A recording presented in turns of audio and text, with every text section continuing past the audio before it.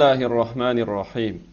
موضوع سخنرانی جوابیه شبهات در مورد خوردن طعام میت که یکی از سخنرانان محترم نماز جمعه عقلا و نویسنده ای از علمای گنبد وارد نموده اند.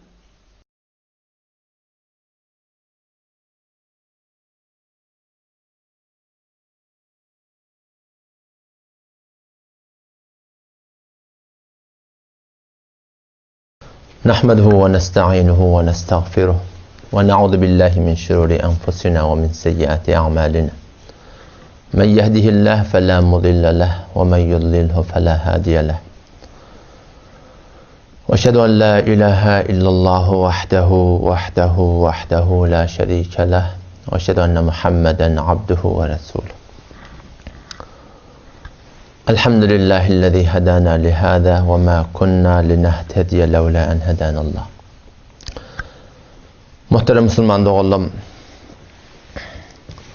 himmelattan layık tarif olur Allah'ı ki meneteni yoktan var ediptir. Allah'ı ki yaratmaklık bilen öz bağlığından haber verip belirlerinden toraptır ki Halık men, Malik men, Razık men, aya menden maşa ilahi bami.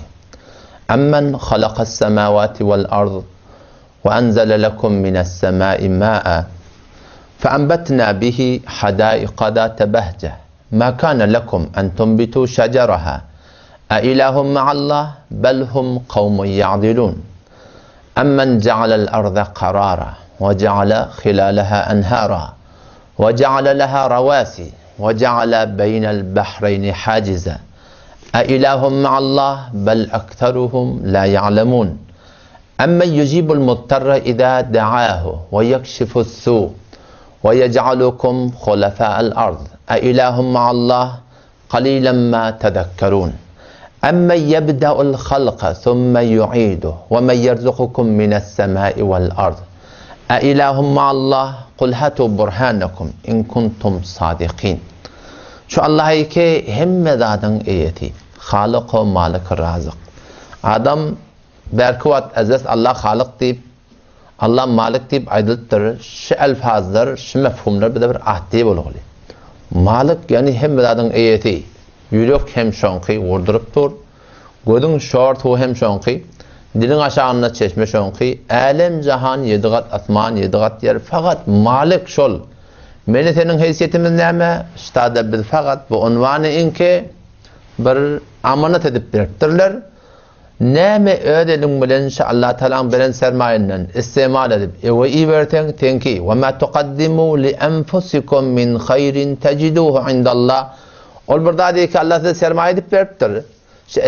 Yedigat asman yedigat yer şundan hayırlanıp ödünüzden evinize iyi verten o dünya amal edip sevap edip onun sevabını teciduhu indallah Allah'ın yanının sevabını tapartan. O dünya ne onunla? Bir dünya mal, maşin, motor, bulan ne yok? Ve mel hayatud dünya illa meta'ul gurur. Dünyanın zindagisi bir alaptırınlar. Men maşinim, men oyum, men motorum. Bulan hemmeti yalan vurun. Zahiri bir malikiyet beriptirler. Ama hemmet ne yapacak? Al-Kazaklar şu zatlar bana tana beriptirler. Ve istimal etmeli, evden iyi vermeli. İzinden hayır hesenat edip de var akıyım ve sadakayı cariye koymalı ki oğlum ne edeceksin? Hakikatte öd övüne iyi verdiğin Müslüman da onun. O şöyle Allah bana tana ihsan ediptir. Bir peygamberi veriptir. Muhammed Mustafa sallallahu aleyhi ve sellem. Ve Allah'ın öz muhabbeti bendilerini beterken yönü bana sana bir yol koyuptur. Allah'a muhabbetin sabit etmektir. Yani her kimi ki iddiayı muhabbeti olsa ki men Allah'ını gavur yani. Şu Peygamberimiz aydıptır hadisin mefhumuna gidiyor ki siz Allah'ını gavurun tamamı vücut Allah'ını gavurun diye. Şimdi bir adam ben Allah'ını gavur yani diyecek. Allah'ını gavur yerliğini sabit edecek yol neyme Müslümanlığın? Allah Teala şu yolun hem belirtir. O neyme? Kul in kuntum tuhibbunallah ey Muhammed Mustafa sallallahu aleyhi ve sellem teyad ummetuna ait neyme ayetmeli Allah? İn kuntum tuhibbunallah eğer siz Allah'ını gavuriyanmasanız Allah'a muhabbetiniz olsa ne etmedi? Ne yaparım Allah'a muhabbetin bağlılığı sabit etmedi? Fettebi'uni meni Muhammed Mustafa sallallahu aleyhi ve sellem'in iyine düştüğü bayda ummetine. Eğer siz şeytanı ne yapar? Yuhibbukum Allah. Allah hem sizi gavuracak. Ve yagfir lekum zunubekum günahkar olmayan yok. Arada kemçiklerim Allah Teala itaat-ı Resulü Hudanın bereketine Allah Teala ne edecek? Maaf edecek Müslüman doğan. O zaman şu taydan bana tana gerekli ki kulli zindagide öz şeriatımız Allah'ın aydani, Peygamber'in aydani ve mana tana Hanefi mezhebe tabi bolup da varak nimet ben inşallah Teala. Gitmeli eğer biz yolla doğru sadakat bilen dursak yani iddia bilen iş bitmiyor. Halafe peygamber kesi reh gozid ki herkes bir menzil nekah adresi. Mependar sadi ki rah safa taban raf cüz der peyi Mustafa. Muhammed Arabi ki abruy dosaras kesi ki hak edereşniz hak bersere o. Şonun idine düşmeli. Şonun idine düşsen sabit etdiyardın keten Allah'ını gavoriyan, Allah'ın Resulü'nü gavoriyan, o dünya imanlı gitmekte umid edip şu dünyada bana gelip veren adamdan belirtiyor. Ama yok, alparyan yolun Allah diyerdin, ama Peygamber hem diyerdin, ama şunun yoluna uğrayıp olmadan Müslüman doğun. Bu bir iddiayı kazip, bir iddiayı ki arada yöne bir iddia, belki şunu emeli Müslüman doğun sabit etmeli. O zaman bir grubumuzda hem bir grubumuz şu an, elhamdülillah uyuştuk. Tayyip aşağıdan yine bir mevzu hakkında gurur etmekçi. Sebep ne molli bir seri CD ortada var bir mesela ortaklamaklığa. O bir neçavat min naval iki tane talebi ilim. Vasıta olup da bileltte kümmede gittik. Ta ulema-i gümmet bilen bir mülagata dostane değil. Okudayım ben neti kitap yazıptır, kitapçı yazıptır. O şu kitapçasında da bir sizatları iddia ediptir. Az cümle taam-ı meyyit. Öyle pişirilen taamın hakkında ayı, 40'ı, 7 yılı. O zaman şun hakkında bir simetalidir, cüzbetini yazıptır. Şunun hakkında var oturttur, dostane bir gurundeş olaydı. Ve şu arada bizim bir düşünüşümüz var. Ve ol varakim, o bir düşünüşler cüzbetinde varakim orta oklaptır. Arada dostane oturttur şunu hele değil. Bardık elhamdülillah. O zaman oturuştuk, o acip bir iddianı orta okladı. Olaydı ki hava men avval taamı meyyiti öyle ayı 40'ı 7 yılı pişirilen taamı. Men avval yemekliğin mustahab biliyordum. İndi neme? İndi men farz biliyen var. Yani şimdi yemeklik şu zamanla farz. Ben subhanallah dedim. Acayip bir giyindat. Bir ulakon ulamay Bukhara avval geçiptir. Taycan Ahun Tahtir rahmetullahi aleyh geçiptir. Dünyadan yemeğin geçiptir. Şu omçanın adamlarını soran yan dünyadan Abdullah Hun geçti. Ödüm gören adamım. Şu celeseden turup sevip turup kaydan yerler var. O şunu imanı kullan iman deyip barahın diye surat barahım şufarım gurun mertsim olardı hemiş aydıp beren adi bulam şufarım dünyanın işte inelekem atacığa konu yaşı ileriki arıkta geçen adam Kadir Bukhara'dan gelen adammışlar bula iman geçirdi ondan sonra inelekem aşraqun nemani diye kadrajın nemani şun deyadeti ol öd oğluna edin vasiyetini men oğlundan öd kulağımı eşittim ki oğul men önüm tormenin toy tutama ayı 47 yılı verme ve şunu verecek ondan sonra ama sadaka ver. Ama bu Müslüman doğunun aydıp duran günün bir acayip bir günün. Hulasa bahs başlandı. O zaman önce bir müşahede lafzi boldu. Elhamdülillah muhterem atası oti. Sonra ben ona icazə verdim ki sen sözün keple. Ne diyerdin? Adam şunu otururların biri vakt tutuptur. Hudayım bennesi 40 dakika oturup ketlemeyen durdu. Men arada fakat bir iki tane nokta şon aydıp barayan metlebin açıklamanı şimdi ayttım ya aytmadım. Şehette Müslüman doğan 40 dakika keplaptu. Ahun şon sünnet har cazıba şon alper dost. 40 dakika gurrun veriptu men edafi satdiyemak. Ta ahir men birsi metlepler yazdım. Ve yaddaş ettim inni novat yettim bana. O zaman inni ben keplecek bolyan yeni kepin arasına yok geldi. Keplecek bolyan kepin arasına yok ki. Keplecek bolyan kepin ben ama ahir Hudayım bennesi sen bu leşine bolmaya dost dedim ben.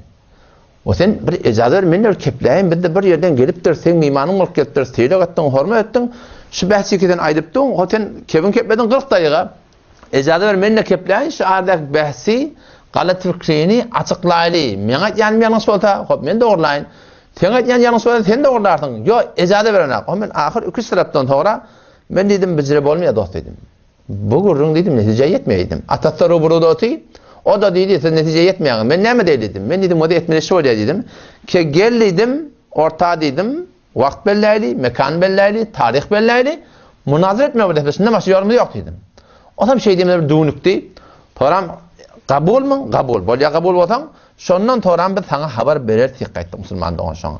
Adam şu arada wada bir sualla ba. Şu hafız yolmaten şu form CD urpyan. Şu form bir mantagada olsan şuuru gowa turýaňyz. Ulamalar naud billa bibiyen zanoqlayan yalaq. Onun iradaliye oham sen şu arada oda galynna garaçy. Wata şu gurrungydy ödüňiz dostan hele damalla musulmandan wada dostan hele dilmene barlýa. Emma şu form edilýär. Qıyık kepliye. Sana da kepleden ak. Yandaki mollları da görüptü da şu kepleden ak. Ahir näme? Ahir nihayete şuna varma bolýa. Ki biz şu gurrungy mele amda CD gurma bolýa. Mele amı paýlama bolýa. Ya münazara çağırma bolýa, merdim näme bolýa musulman dogan? Qızabata çağırma bolýa. Odan bilä emma barany bar, şonu kepleden akla. Keplemedigany gordyň näýine? Ewrup çyk gaýdan hary ýerinde ne kadar şaýa. Biz onu kepletmedik, cevabını verdik, falan ettik, ne edeceğimi bilmedi, kaçıp gitti, yine bir dat dedi, buladı üstüne. Otam, bu Hudaýyň bendesinin şu bolan mubahasy sebep bolu şu sidin ara gelmekdigine. Muň üstüne de yine bir gurrun bol ýakylykda. O da näme? Inalakim şu näçifde min nawal bir gözüňe dönen ahonyň biri, ki tajaý ki men ne bilýän aqlan adamlarda bilýär, ki şu Hudaýyň bendesi hiç ýerden faryg täsirlen bolugsyz. Nereden ahunçuluk şoňa berilenine men özüne habarymma. Gelipdir mezmeye umumiye cumaya aqalada. Bir mesailleri bename tahqiq. O da ne yaparım tahqiq bilýän? Men diye tahqiqim 4 saat, 5 saat, 10 saatda tokancak tahqiq däb diye. Bir de ihtisar suratynda diye meni aýtjak diýip diye gelip şu taada menbere cumgadan taamı meýiti iýmeklik jaiz, meşru bir doğurdaçı deyip baragam şu umum musulmanlaryň arasynda şu form gurrun barym, ona hay awdallap CD urup, on mantaga paýlap, şu form bir ýagdaý musulmanlaryň şoňdan dörildi. Otam şu zatlar sebäp bolýar. Ki biz hem CD urayly, meseleni açyklaýly. O her kim örgütçek ýoluna gider musulmanlaryň biz adam daşary işe jokap beremdaga. Ýöne bir wezife we bizde biz şonu bayat baragam edatmy ödenäme? Bilýän hakkymydy aýtmaklyk gawy suratynda. İki zat bar wada, aýtmaklykda ýumşak bolmaly. Ama Allahyň gatara aýtýan bolsa, ýumşak aýtýan adamla gelsin orta. Ýumşak aýtmaly, ýumşak aýdym. Wa qulu lin-nasi husna diýipdir. Emma dinne gawşak bolmaly ýan gurun ýok. Mudara etmeli, doğru mudara etmeli. Mudara diýip näme diýilýär? Mollali Qayr rahmetullahi aleyhi bir gat açyklapdyr. Mudara diýeni adamyň öz hakkynda sevýärler, gıybet etýärler, töhmet turýarlar. Keseşen getirýärler, tahqir etýärler. Men şahsiýetimin hakynda men mudara etmeli, maaf etmeli başardygyma göre. Eger armal jakyn bolsam, Allah Taala şoňa ijazat beripdir. Maaf etmeklik gawy, ýerine maaf etmeli. Emma wagtyki diniň hakynda, diýanatyň hakynda, wagty Allahyň Rasulüniň hukmunyň hakynda gelip de barakasan, gaty malumat alyp, makr muhrat alyp, haramy meňde sady iýmeli. İydirmeli adamlara deyip de şuna fetva berdi. Şu taada eğer insan otursa, şuna näme diýilýär? Mudahenet diýip edilýär. Waddu law tudhinu fayudhinun diýerler şey. Keger mudahen bolman insan naud billah Allah'ın ýanyna. Şu taýdan hadise gelipdir da, as-sakitu anil haq şeytanun akhras. Haqqy bilip durup keplemeýän adam lan şeytan diýipdir. Ya piyansan ýene bir hadis ne gelýär? İza zaharal fitanu wal bid'u ve subbat ashabi. Her wagtki fitneler zahir bolsa, bid'atlar, halaf sünnetler zahir bolsa, meni Muhammed Mustafa sallallahu aleyhi ve sellem ummatyna ziyaralaryna sevulsa, ştada näme etmeli diýipdir peýgamber. Kepleme oturmaly diýipdirmi? Şule beren mudara etmeli diýipdirmi? Näme etmeli ştada diýipdir? Ay, ganimet bolsa bolar diýipdirmi? Ýok, fel yudhirul alimu ilme. Alim ilmini aşkar etsin. Alim diýdigi hemme zat bilýär diýip aýtdyk-da. Her kim öz bilýän hakyny ştada aýtmaly musulman dogan. Fe illem yef'al zalik, o şeýt mesele näme bolar? Bilipdi, dilewarlykda Allah beripdir, bir zerre ilim beripdir. Bilip durup da aýtmasa näme bolar? Ha, fe aleyhi lanetullah vel melaiketi wen nasi ecmaîn. Şol alimy ki bilip durup haqqy batyrýar. Allahyň laneti, ferişteleriň laneti, insiziň laneti şol alime bolsun ki bilip dur keplenek la yaqbalullahu lehu sarfa ve la adla. Allah şonuň fardyny kabul etjek, nefilini kabul etjek. O da musulman dogan sen bir de hak berstada. Ki bir siridatlary bar bizim öwümizde ki biz mecbur bolýar. O da Kur'an näme diýär? Eûzu billahi mineşşeytanirracim. Bismillahirrahmanirrahim. İnnellezîne yektumûne mâ enzelnâ minel beyinâti vel hudâ min ba'di ma beyyennâhu linnâsi fil kitâb ulaike yel'anuhumullah ve yel'anuhumul la'inun. Aynı şey hadisin şerhi. Hadis veren ayet detten okuya.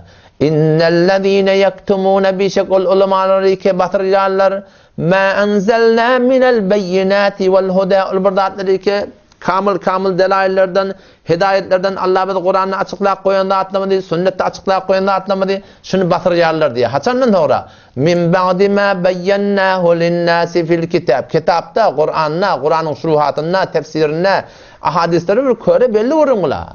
Min ba'di ma beyyennâhu linnâsi fil kitab. Kitapta belli bir dat, belli bolup duran datlar var. Bilmeyen kalan dağıtmamıştık da.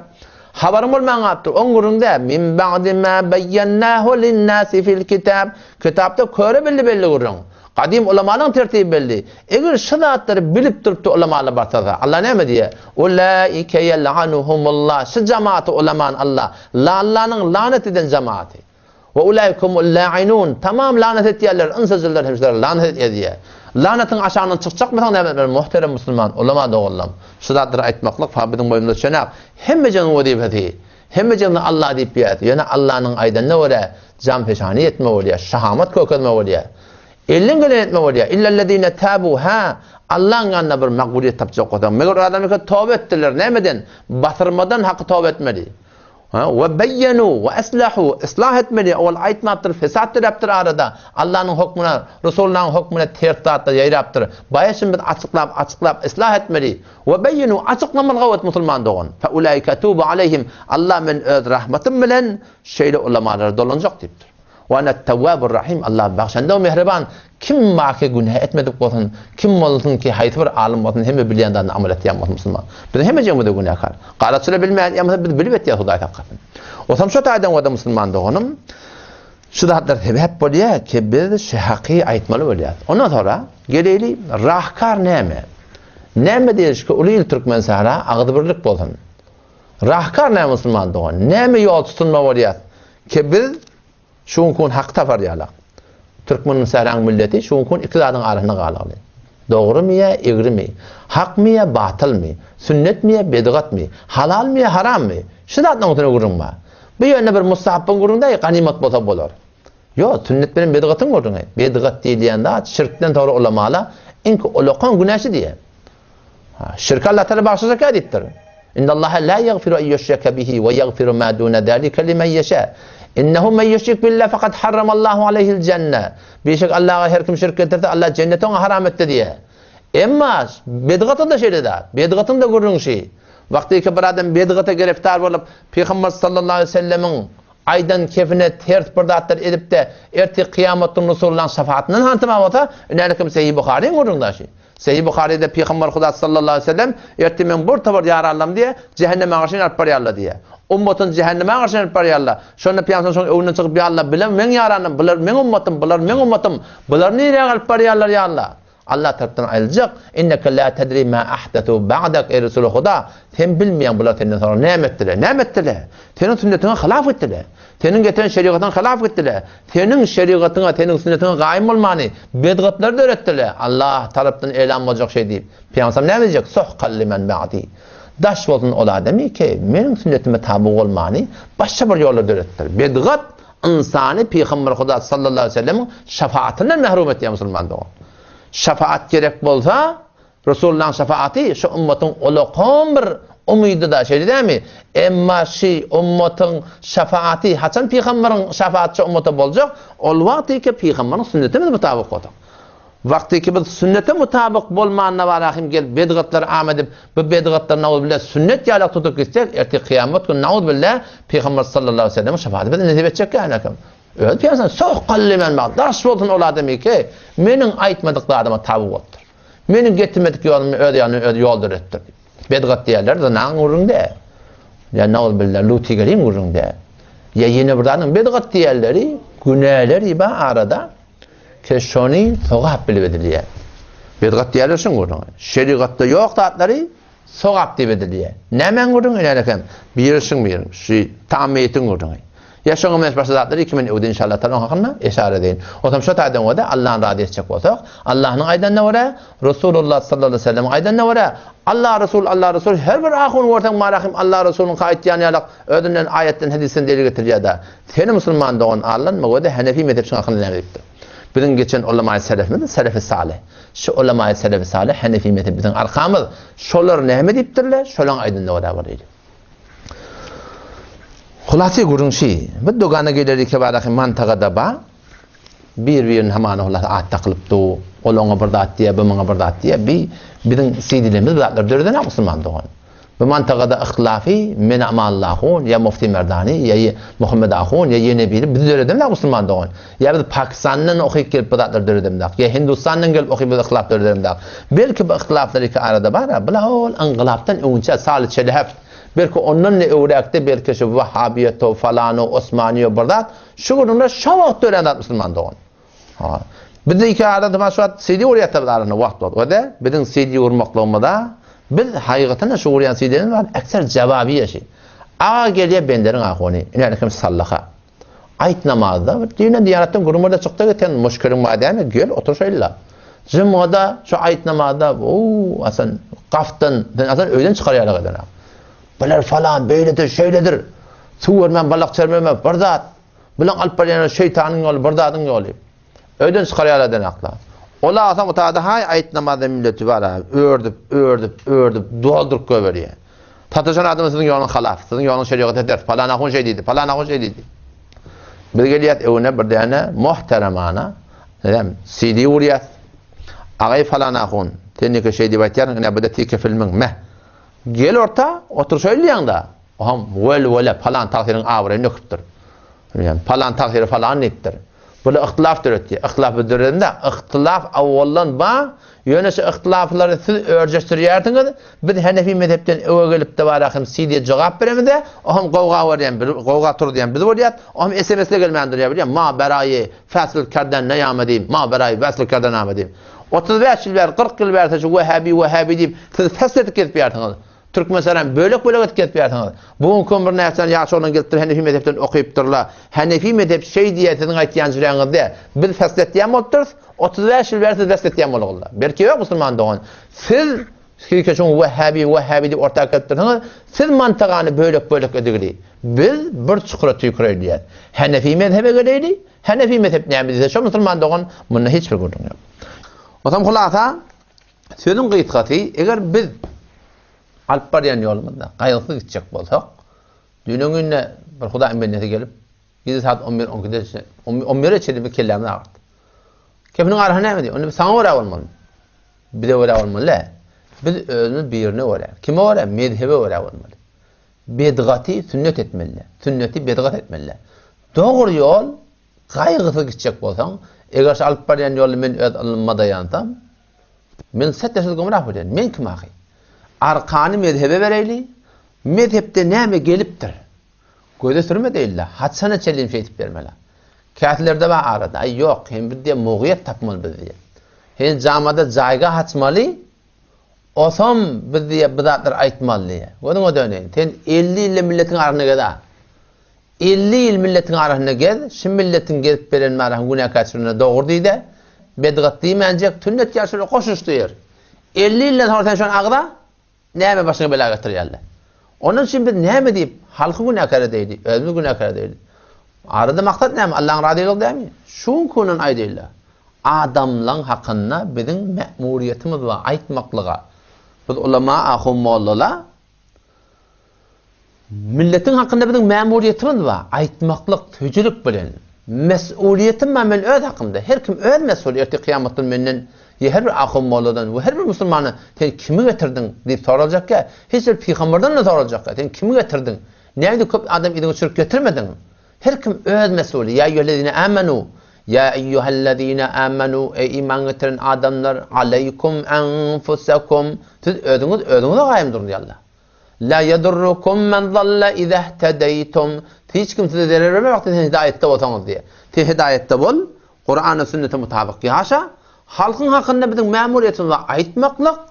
Ama biz öz mesulümüz, öz hakkımızda mesul erti kıyamet günü bizden sorulacak. İnne eşedden nâsi azâben yevmel kıyamet. Kıyamet inki kata azab kiminki. Bir alimi ki Allah taşın ilminden peyda vermeptir. Öz ilmini amel etmedin. Allah'ın mana tağı Müslüman doğan peyda vermedi. O da mataydan muğiyet gödeva etmeli ya Müslüman doğan. Hiç peygamberin etmediği şey. Hak aytyan adamlar her yerde hak öğütücüptür. Hak aydılıptır. Süycülük bilen aydılıptır. Katılık bilen aydılıptır. Lataşa hakkın her vaxtda Müslüman doğan aytsan şuna dava ediliye. Kep göründür ediliye.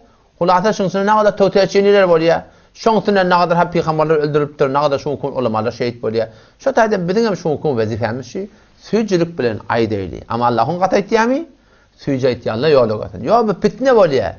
Fitne diğerleri vel fitnetu eşedde minel katl. Gidin tefsiri var diyen. Fitne diğerleri ne mi? Fitne diğerleri şirkin gurrunu. Yani ola bala ayetin akılına iniptir.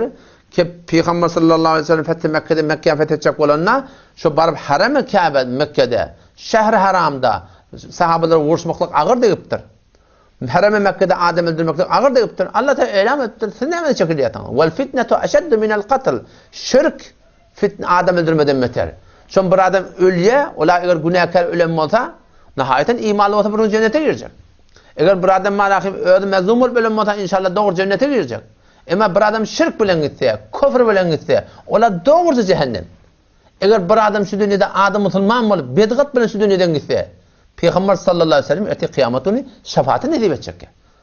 Vel fitnetu eşeddu minel katl diğerleri ahkamatı Kur'an'ın sünneti Hanefi mezhebi aydıp milletin arasını gurrun talmaktan buna fitne değil mi? Ona Peygamber'in hiçbir değerini etmeli aytmalı oluyor yani. Çünkü millet halana. Ona Peygamber'in öğreti fitne de röptür değil mi oluyor neuzbillah. Düncük siret okudum hayat-ı sahabada. Ebu Talib'in yanına geliyorlar.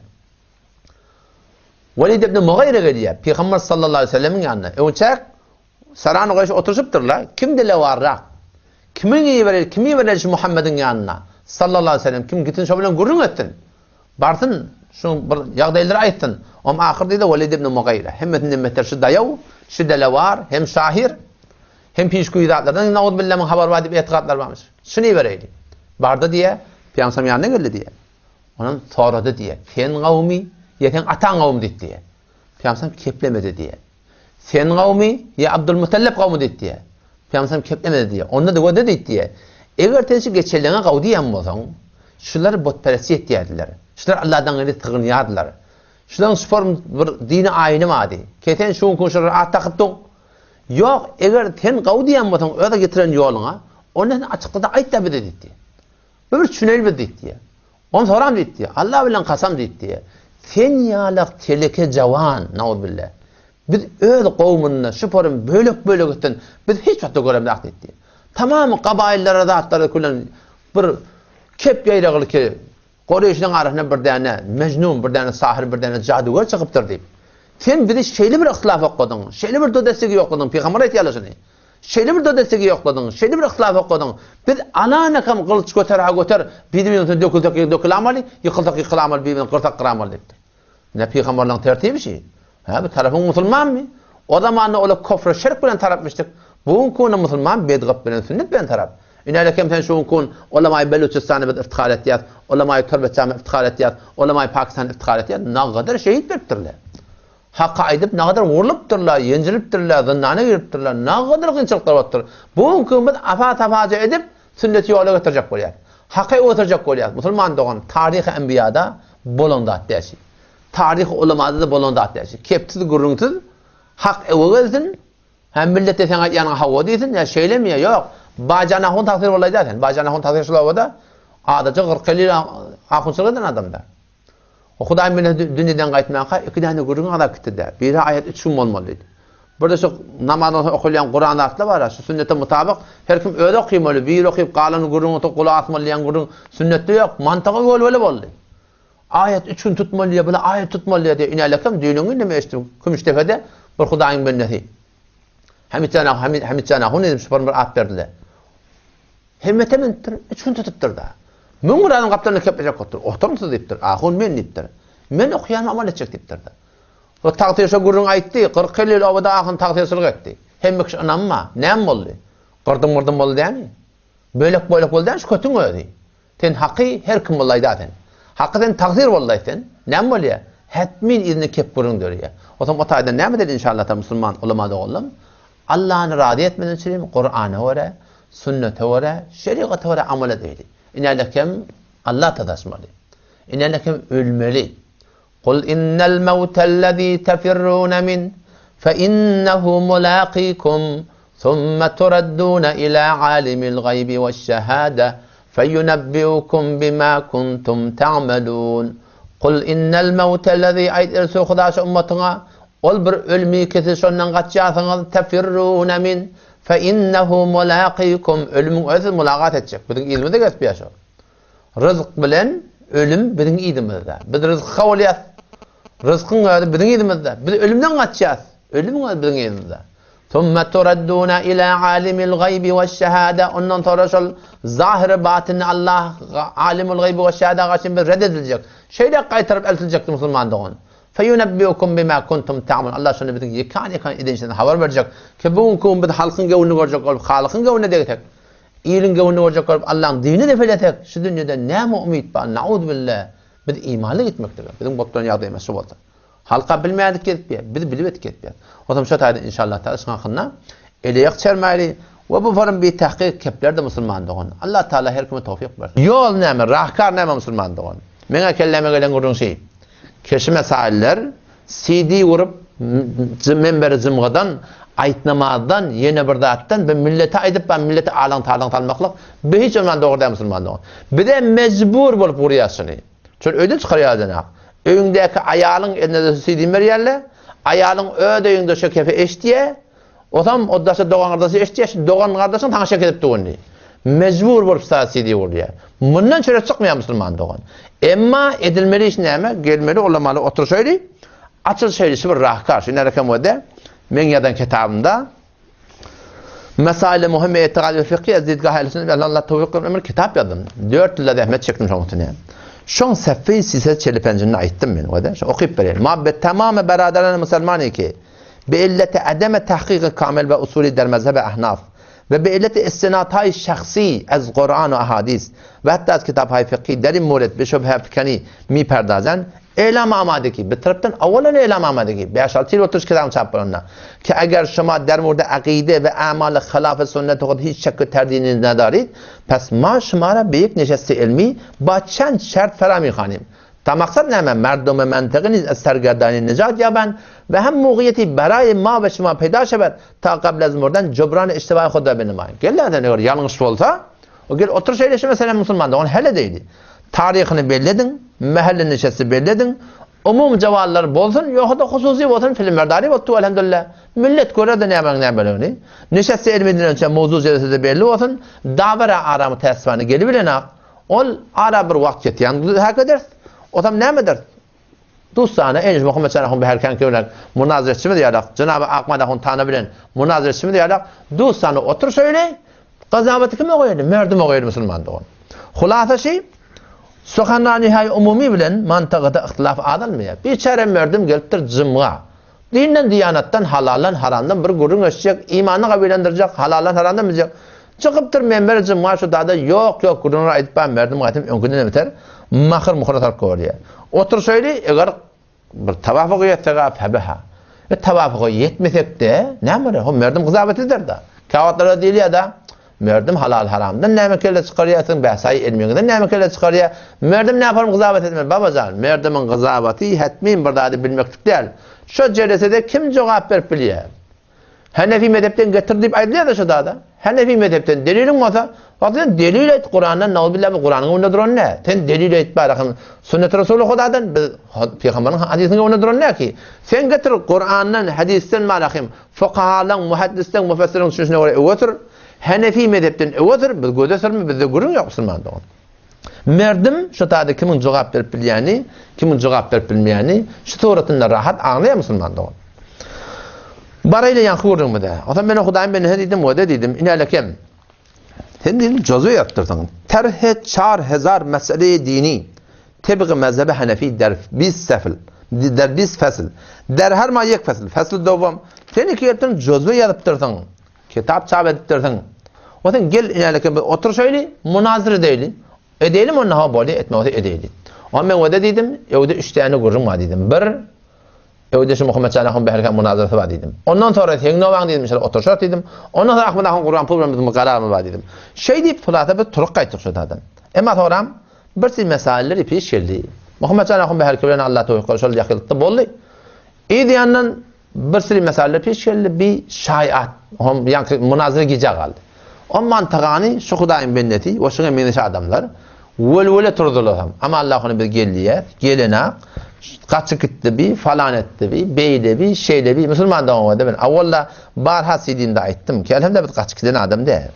Biz ölümümüzün şu feyselerini edigli, şahsı menaydeyin inşallah. Avvalla ahir Allah kaçı gitti adını almaz. Öldürülü deyip eşitlersiniz. Oğurlanıp gitti deyip de eşitlersiniz. Şula her ne edecek şula? Fikretmen ama Allah'ım biz hemen türlü göberer muhadip. Yerine tehdit geliyor. Elinizden siz ne yapıyorsunuz? Edin biz ondan korkun ne? Yöne öldürüldüğü beşlersiniz inşallah Teala. Vurulup beşlersiniz. Hava falan edilip beşlersiniz. Ama inşallah kaçta adını inşallah hiç hata almaz. Avval o cergelanın vağanına şeyde oldu. Cenab-ı Allah'ın kemali takdir biz çağırdı mecmu fıkhiye. O da yankı onun uçadı ben CD vurttum kitabımda ortaya geldi. Ben otur şöyle vaydıptım. Gel Hacı Allah'ın kemali dedi ki sen gel ustada yani kam mecmu fıkhi de var. Yani kol yekete utte. Şu da gel o ham sen münazara çıksın molta dedi. Ustada sen şeraitlerinde aydardın. Hudayın ben mimansızlığa öne vardık. Kentiyle hürmet etti. Onun ne var böyle yekete de vardık. Şu da şeraiti münazarani yazıp verme şöyle yankaydan şeraitler bilen men tayyor dedim. Ahmet Han Kur'an burada hemen öğümdeki. Zor SMS diye. Ama Allah'ın sen kaç gittin mi? Sen falan ettin mi? Sen o tacirlerine barmadın baba. Men inelakim istağatin. Ahmet Han Kur'an inelakim oti. Henüz münazara etme diyen gurun yok. Baba falan bir mülakat dostana şeraitinde gurun açacak gelecekte münazara olmalı. Ne kadar mantıkda şuuru goga olmalı. Şuuru goga olmalı. Doğramda müteassifen Ahmet Han Kur'an münazara tayyor olmalı. Şu gurun şu karşına kaldı. Elhamdülillah yani tədiltdə havar estirdi yani. Ki men tayyor. Tayyorluğun azra gel bizim hücremizde münazara deyildi. Men taqaza ettik ağa biz bir qadam artıyasından kümmede geliyat. Sen ne gayret et gel kümmede gel. Sen bir qadam art bir kitaplar götürüp bariyat mi? Şu kitaplar maşin götürecek. Sen ne gayret et maşine orada gel kitaplar. Du sana otur şöyle. Biz birinin üstüne barıptır. Hücrenin üstüne barıptır.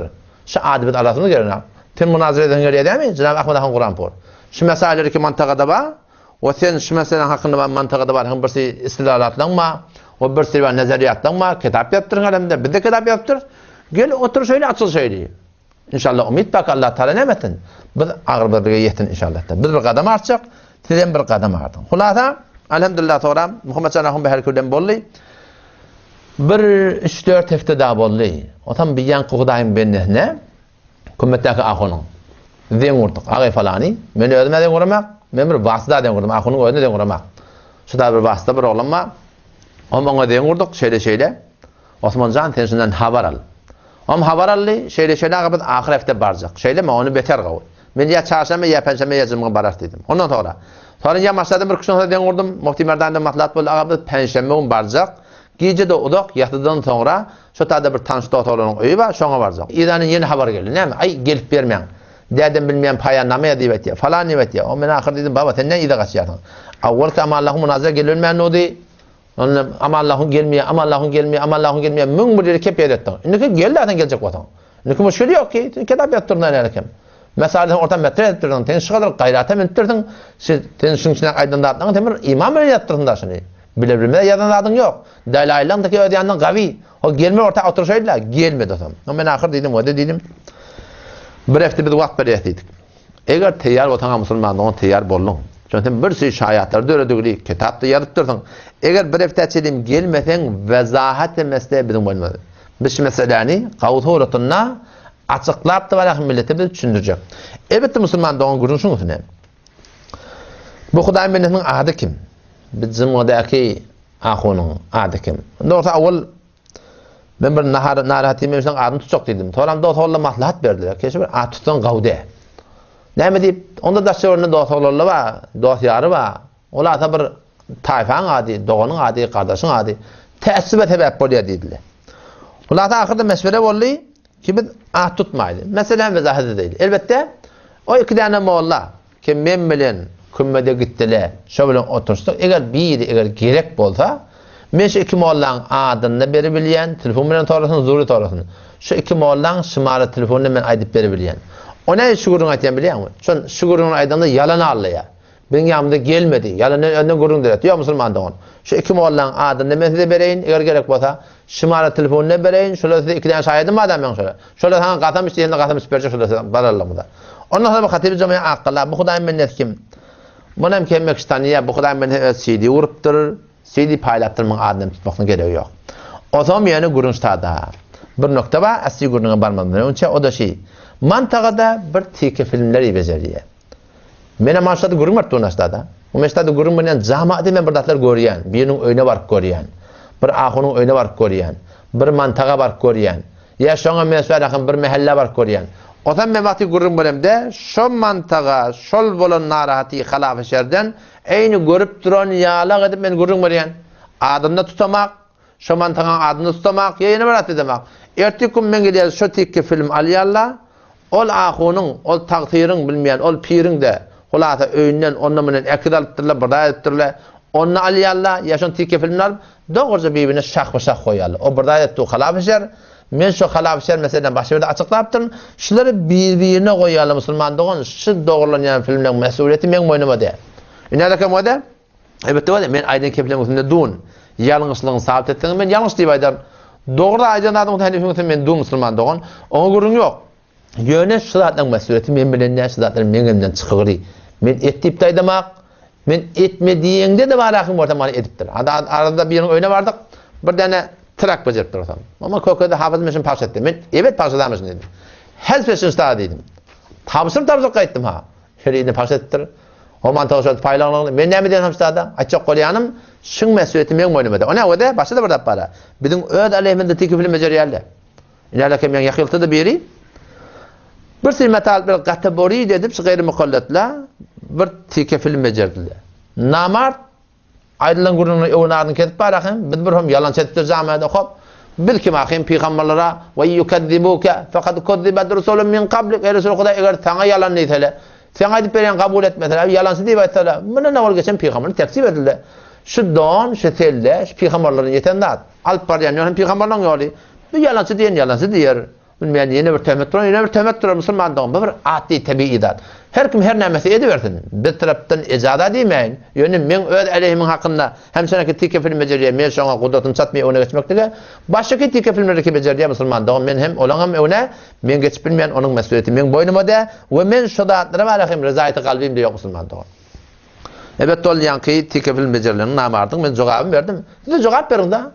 Ata gelipdiler ama Allah onun hemen bir tiki film alttırlar. Hele ben eleşmeler diptirler. Bilmeyen heleğinden aşamalar diptirler. Bilmeyen akıl haram diptir. Siz de vagan aytyanın harparyan hakladın şöyle. Şey dip için yanında. Haklı olsa gel Hanefi mezhepten götür. Ne di? Akılın halallığına delilli, helebine talamlaşmana delilli, falan da etmene delilli. Götürden ortaya için korku yok ki. Hem çınanı ki men öz hakkında film becerliyer. Men şoň jogabını mukabil men jogabym berýän. Her kim gulağa atar öz taylar da inşallah taala. Hop, inşallah indi barayli asli mebhese taşu Hudaýym benneti Hatibi Cumhuriyet Akkala bilen şi muhterem Müslüman ahun doğan hükümetten cüzviyettir bename terhe 4000 mesele dini tibqi mezhebi Hanefi arasında gurunları inşallah taala ki asgının münazara bolmaly Hudaýym bilen o ki gelmedi nime açıklap düşündiren inşallah taala gazawatimsiz Müslüman doğanlama bilen